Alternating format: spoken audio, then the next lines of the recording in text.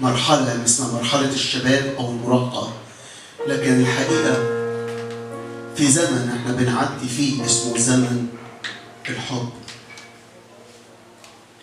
حتى في الوقت الصعب، وقت المطروحة ملطخة بدمائها، لكن الرب بيضمد النهارده باسم الرب يسوع، بيضمد كل جراح. بس كنت مطروح النهارده الرب بيردك مرة تاني. استقبل، قال له أنا جاي قدامك وأنا بقبل التشكيل قدامك يا رب،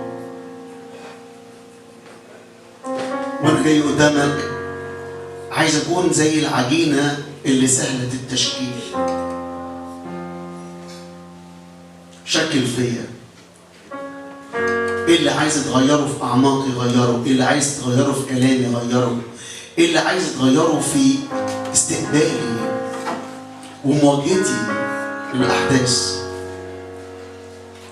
شكل فيا، انا عايز اتغير النهارده.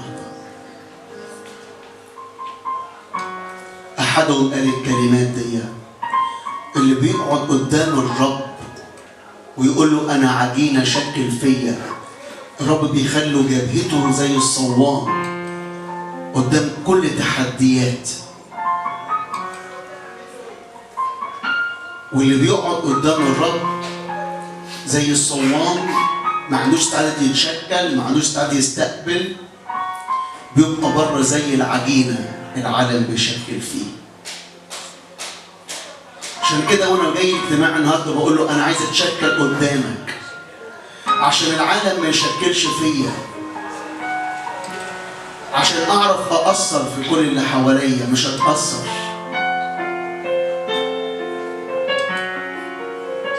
استقبل ازمنه جديده على حياتك. مش هتعرف تستقبل الازمنه دي غير وانت بتاخد القرار ده، تقوله انا اهو مطروحه.